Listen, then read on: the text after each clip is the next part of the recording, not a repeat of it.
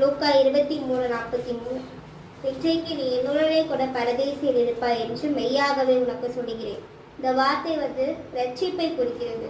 இந்த வார்த்தை எதற்காக கூறப்பட்டது, யாருக்காக கூறப்பட்டது அப்படின்னா, லூக்கா 20 அதே அதிகாரத்தில் 39ஆம் வசனம். அன்றியும் சிலுவையில் அறையப்பட்டிருந்த குற்றவாளிகளில் ஒருவன், நீ கிறிஸ்துவானால் உன்னையும் எங்களையும் ரட்சித்துக்கொள் என்று அவரை இகழ்ந்தார். மத்தேயுலையும் மார்க்லையும் 2 கல்லர்களும் இகழ்ந்தாங்கன்னு போட்டிருக்காங்க. ஆனால் லூக்கால தெளிவாக போட்டிருக்காங்க, இங்கே ஒருவர் மட்டும்தான் இகழ்ந்தா, ஒருத்தவை மனம் திரும்பினா அப்படின்ட்டு போட்டிருக்காங்க. மற்றவன் அவனை நோக்கி, நீ இந்த ஆக்கினைக்கு உட்பட்டவனா இருந்தும் தேவனுக்கு பயப்படுகிறது இல்லையா? அந்த மற்றவன் என்று 2 குற்றவாளிகள் இருக்காங்க.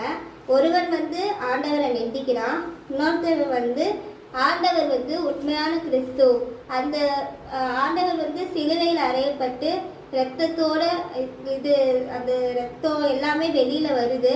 அந்த அந்த பாடுகளை பார்த்து அதை இவர் தான் உண்மையான கிறிஸ்து அப்படின்ட்டு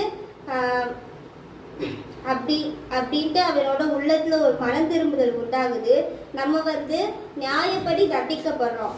ஆனா இவர் எந்த பாவமே பண்ணாம, ஆனா இவரை சிலுவையில அரைச்சிருக்காங்க. இவரை பார்த்து நீ நிந்திக்கிறியா அப்படின்ட்டு அந்த இன்னொரு கல்வனை நிந்திக்கிறான, அவனை பார்த்து அவனை கடிந்து கொள்கிறான்.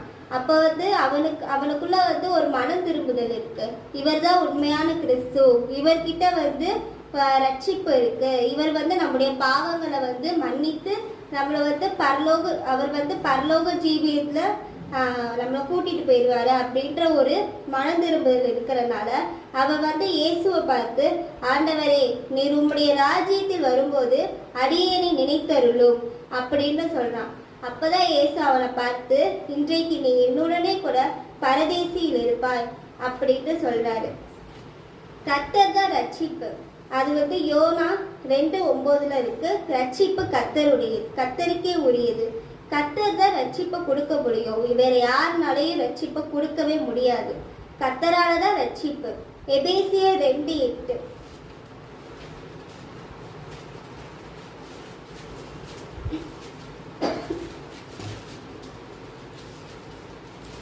கிருபையினாலே விசுவாசத்தை கொண்டு ரட்சிக்கப்பட்டீர்கள். இது உங்களால் உண்டானதல்ல, இது தேவனுடைய ஈவு. கிருபையினாலே விசுவாசத்தை கொண்டு ரட்சிக்கப்பட்டீர்கள். ஏசப்பாவோட கிருபையினாலதான் இன்றைக்கு நம்ம ரட்சிக்கப்பட்டு நம்முடைய பாவங்கள்ல இருந்து விடுவிக்கப்பட்டோம்.